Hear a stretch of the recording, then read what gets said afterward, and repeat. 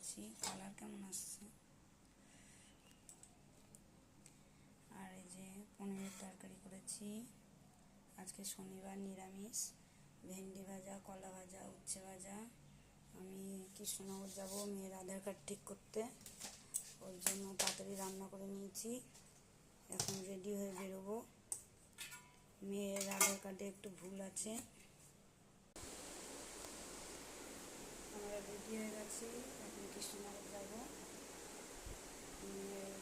আধার কার্ডটা একদিন দেওয়া হয়নি, আমার একটু প্রবলেম ছিল।